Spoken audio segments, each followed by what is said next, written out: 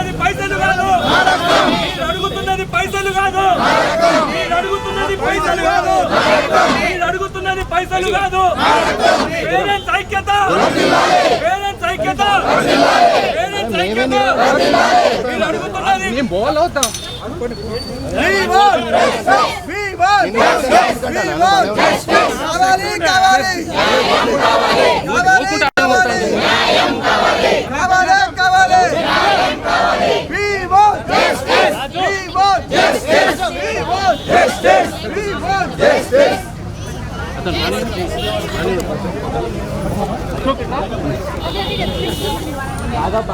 వచ్చి బయట మాట్లాడితే ఏమైతుంది అసలు?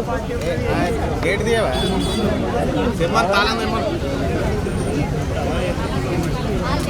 పోలీసులు అయితే మంచిగా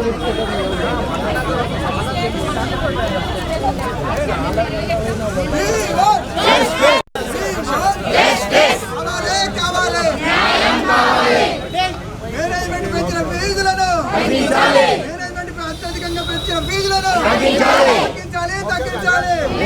తగ్గించాలి.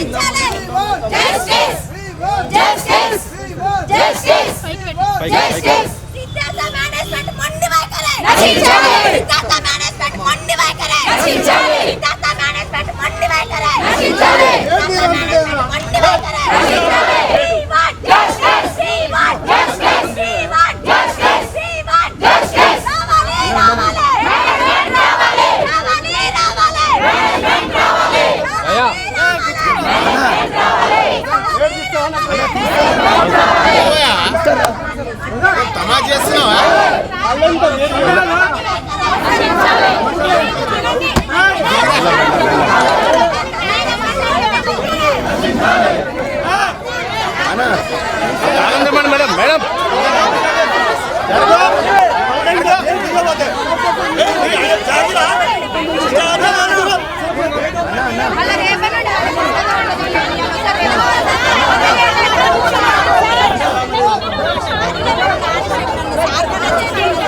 నేను ఎమ్మెల్సీనమ్మా, గేట్ పెడతావా? గేట్ తీయమనండి, గేట్ తీయమని చెప్పు.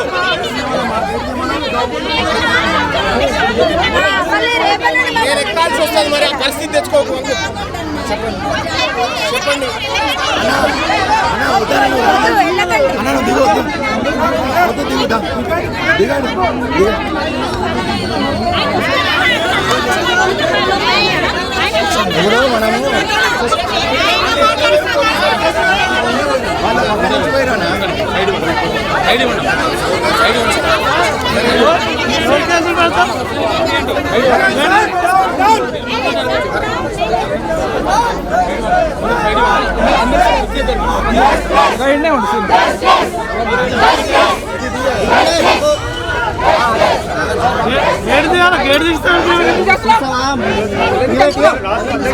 అరే తీయవా?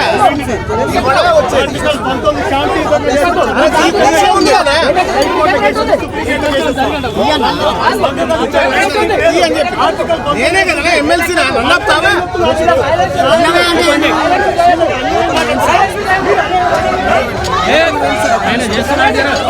బాబు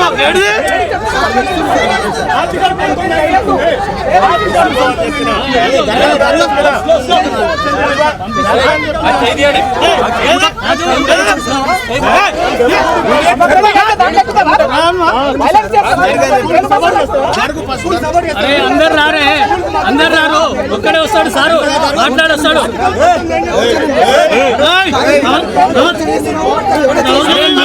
మీరు మాట్లాడారా బాబు?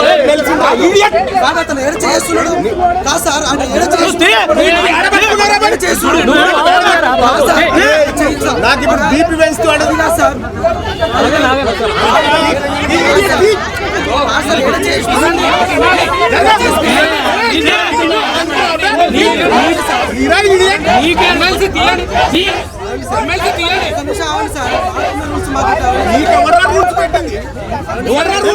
వేరే గవర్నమెంట్ రా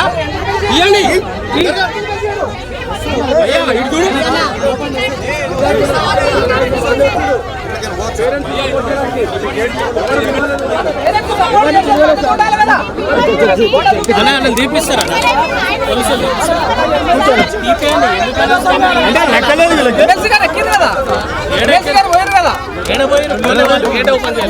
ఓపెన్ చేసింది కదా చేయలేదు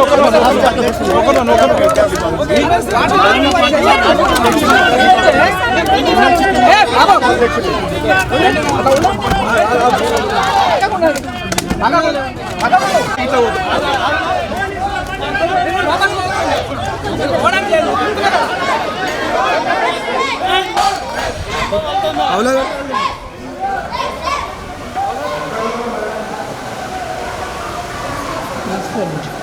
ప్రిన్సిపల్ రూమ్ ఎక్కడ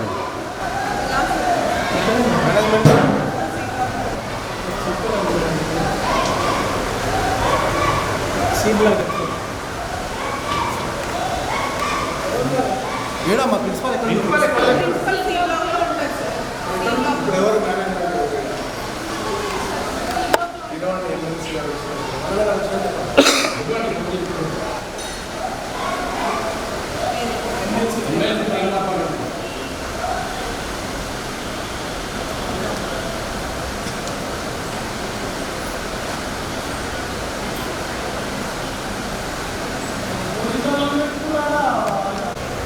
ప్రిన్సిపల్ ఎక్కడమ్మా ప్రిన్సిపల్ ఎక్కడ ఇంతేనా ఇదేనా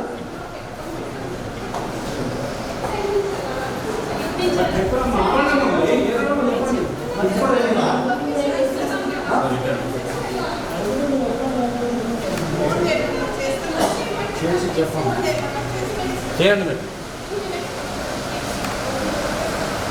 ఏడున్నారమ్మా రూమ్ ప్రిన్సిపల్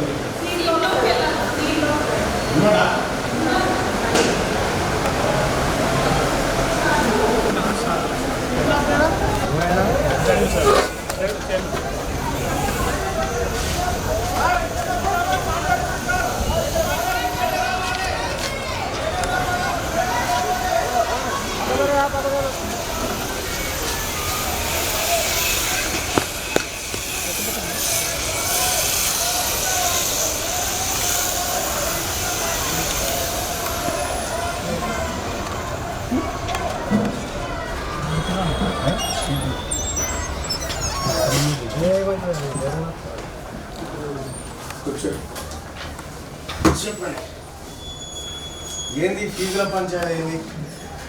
పంచాయతీ ఏముంది సార్, ప్రతి సంవత్సరం మేము పెంచేది 5%. వాళ్ళు మొన్న వచ్చి కలిసారు, అందరు పేరెంట్స్ వచ్చి. బాబు ఫోటోలు తీయకం, ఫోటోలు తీయద్దు, ఫోటోలు తీసేయమంటారా? తీసుకోమని ఇంకేంటి చెప్పండి.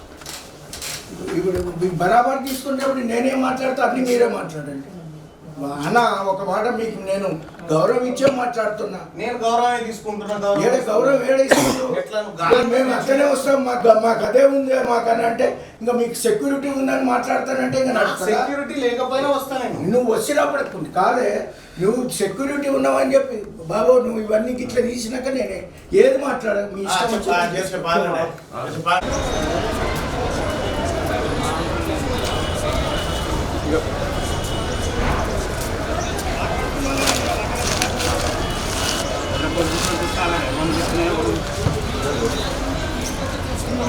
వచ్చి అన్ని నిలబడలు గొప్ప ఎత్తి రోడ్డు ఆయన చేతితో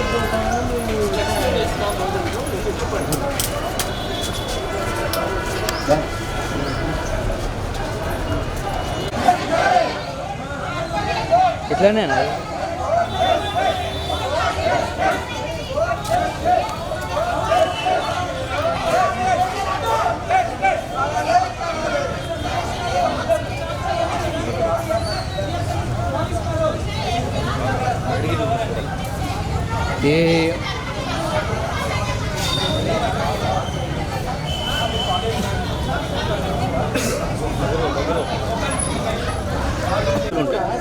వెరైటీ అది ఇక్కడ తీసుకుంటామన్నా.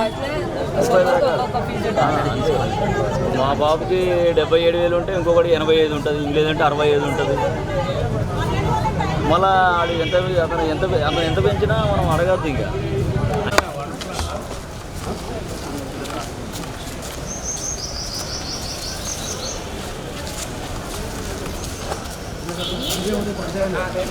వేసుకొని 60, 70 ఎంత ఉంటే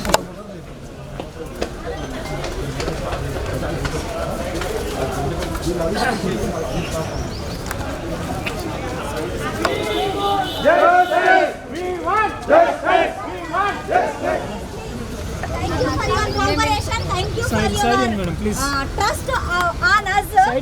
మేము వెళ్ళి మాట్లాడినాము. మల్లన్న గారు అక్కడ కూర్చొని డిఈఓకి ఫోన్ చేశారండి. Not only DO, principal secretary, తర్వాత యోగితా రాణా గారికి అందరికీ ఫోన్ చేసి నామ్స్ ఏం చెప్తా ఉన్నాయి, వీళ్ళు ఎట్లా ఫీజులు పెంచుకోవడానికి ఛాన్స్ ఉందనేటువంటి విషయంలో క్లారిటీ తీసుకున్నా. లౌడ్ స్పీకర్ పెట్టి వీళ్ళందరూ విన్నారు. దాంట్లో వాళ్ళు నాకు చెప్పింది ఏంటంటే డిఓ గారేమో అప్ టు 10% వరకు పెంచుకోవచ్చు సార్, అంతకుమించి పెంచడానికి వీల్లేదనే మాట బాగా. అయితే నవీన్ నికోలస్ గారితో మాట్లాడితే ఆయన నాకు డిఓ కాపీ పంపిస్తాడు. ఇప్పుడు అసలు పంచాయతీ ఎక్కడ వచ్చింది, ఎక్కడ అసలు మూలం ఉందని ఎత్తితే ఫీజు ఎంత పెంచాలనే దానికి పేరెంట్ కమిటీ ఉండాలి. ఇది నామ్స్ చెప్తుంది. అదే విషయం మీద నేను మేనేజ్మెంట్ని క్వశ్చన్ చేశాను. సార్ మేము కమిటీ చేయడానికి సిద్ధంగా ఉన్నాం సార్, మాకు ఏ ఇబ్బంది లేదు, స్లాబ్ ఎంత ఉండాలో మీరే డిసైడ్ చేయాలి. అదే విషయం వీళ్ళకి చెప్పి కమిటీ వేయడానికి మీరు సుముఖమైన అంటే మేము మాట్లాడతాం, మేము సుముఖమే సార్, మా పిల్లల ఫీజులు మేమే నిర్ణయం తీసుకునే పరిస్థితి వస్తే మాకు సంతోషమే కదా అనే మాట చెప్పి. రెండో విషయం, వాళ్ళు పెంచినటువంటి దాంట్లో ఫస్ట్ 5% డిస్కౌంట్ ఇస్తున్నారు, ఆ తర్వాత మరొక 5% మొత్తం కడితే డిస్కౌంట్ ఇస్తామనేటువంటి మాట చెప్పినారు. అయితే ఆ విషయం నేనేం చెప్పినంటే వాళ్ళు ఏమన్నారంటే సార్ మాకు ఆ 10% లేకుండా చేయండి ఇప్పుడే అనేటువంటి మాట చెప్తే, ఈ మాట మీరు అందరు కనుక్కొని రాకుండా బయటకు వచ్చారు. మీరందరూ కనుక ఆ 10% ఇప్పుడు తక్షణమే ఎత్తేయడానికి 10%కు ఓకే అయితే నేనేం చెప్పినా మీరు రాసి నాకు రిప్రజెంటేషన్ రూపంలో ఇవ్వండమ్మా. నేను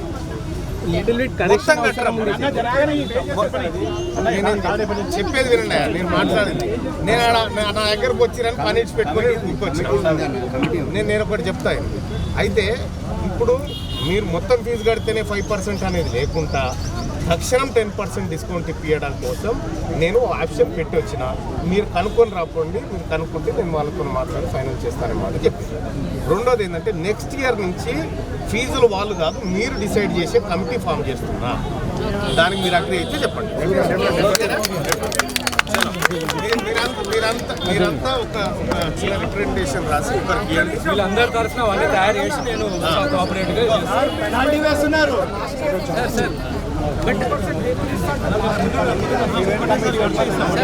ఒక్కసారి లేదు,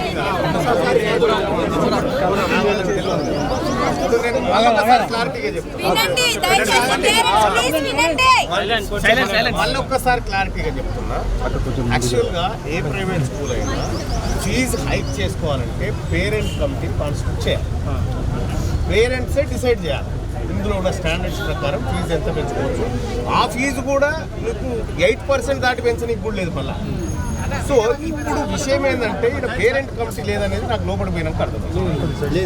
ఇప్పుడు పేరెంట్ కమిటీ వేసి ఇప్పటి నుంచి నెక్స్ట్ ఇయర్ వరకు నెక్స్ట్ ఇయర్ స్లాబ్ ఎంత ఉండాలి, పెంచాలా దించాలా అంతే ఉండాలనేది డిసైడ్ చేసేటువంటి రైట్ ఇప్పుడు మీకు తీసుకొని వచ్చిన ఒకటి. రెండో అంశం ఏంది, ఇప్పుడు ఆల్రెడీ ఎగ్జిస్టింగ్ విద్యా సంవత్సరం ప్రారంభమైంది కాబట్టి ఇప్పుడు ఏది కొత్తది వస్తుంది కాబట్టి ఇప్పుడు 5% మీకు డిస్కౌంట్ పెంచిన దాంట్లో 5% తగ్గిస్తామని, మొత్తం జూన్ 31 లోపు కడితే ఇంకో 5% తగ్గిస్తామని మాట చెప్పారు కదా, మొత్తం కట్టదు. కానీ ఇప్పుడు ఈ 10% డిస్కౌంట్ ఇవ్వాలి అనేటువంటి మాట వాళ్ళ ముందు చెప్పిన, ఇదే మాట వీళ్ళకి చెప్పిన. దీనికి మీరు అగ్రీ అయితే మీరు మాట చెప్పండి, నేను చెప్తాను. అంటే లాస్ట్ ఇయర్ ఫీకి ఇయర్ 10%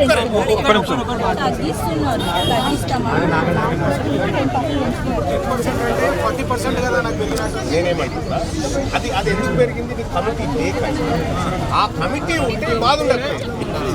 అసలు ఇప్పుడు సర్వరోగ నివారణ కమిటీ, ఆ కమిటీని తీసుకొస్తున్న మేనేజ్మెంట్ని కూడా ఒప్పించినారు. సార్ మేము వేస్తాం సార్, మాకు ఇబ్బంది లేదు, కమిటీ వేస్తాం, పేరెంట్స్ కమిటీ పెట్టి ఫీజు ఎంత డిసైడ్ చేయాలనేటువంటి విషయంలో మేము పేరెంట్స్ డిసైడ్ చేస్తారు సార్ అంటే నేను ఓకే అని చెప్పి. ఇంకో ప్రాబ్లం ఏముందంటే ఫర్ ఎగ్జాంపుల్ ఒక పిల్లగాడు ఇయర్ 7th క్లాస్లో జాయిన్ అయిన అనుకోండి, ఆ పిల్లగాని ఫీజు ₹1,00,000 అనుకుంది.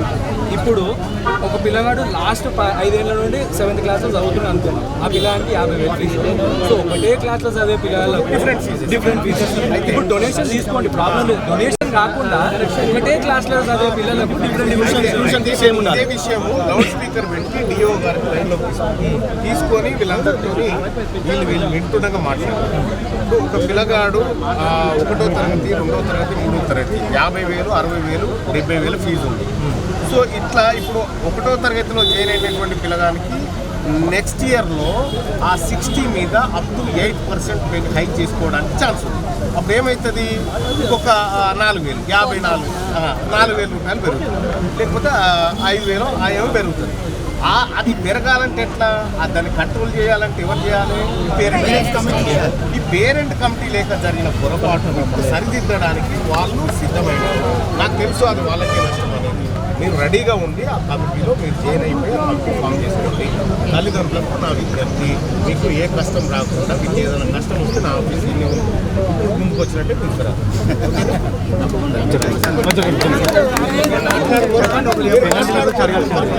ఒక్కరికి మీరు రాసి ఏ ఫైన్ లేకుండా చేస్తా. ఈ ఇయర్ వరకు ఏ ఫైన్ లేకుండా చేస్తా. కమిటీ ఫామ్ అయిన తర్వాత మీరే కదా డిసైడ్ చేసేది. ఒకవేళ ఫైన్లు కట్టాలన్నా కూడా మీ కమిటీ ఉంటుంది కదమ్మా, మీరే చేయొచ్చు, మీరే డిసైడ్ చేయొచ్చు. మీరే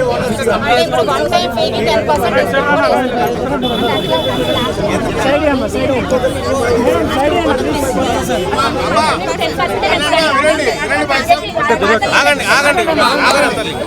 ఇప్పుడు మీరు నిమ్మలంగా వస్తాను కూర్చొని రాసుకొని మీరు ఒక కాగితం ఇస్తే నేను ఎవరైనా లోపలికి పంపించి దాన్ని సంతకాలు తీసుకొని మీ బాధ పోతాం. మీరు ఎండలో పని ఖరాబ్ చేసుకోకండి. 3-4 రోజుల నుంచి మీరు ఒకరొకరు రోజులు 1000 సంపాదించుకున్నా 3,000 సంపాదించుకుంటారు. ఈడ కట్టేది 1,500 ఎక్కువ, ఆల్రెడీ 1,500 లాస్. పర్మనెంట్ సొల్యూషన్ చేసి వచ్చినా ఇప్పుడు కమిటీని ఫామ్ చేయడం అంటే కమిటీ ఒకటి ప్రజాస్వామ్యబద్ధంగా మీరు అలా చిన్న ఎలక్షన్ పెట్టుకుంటా అంటే నేను ఉంటాను రిటర్నింగ్ ఆఫీసర్. పేరెంట్ కమిటీ ఉంటుంది. Parent committee will decide. ఓకేనా?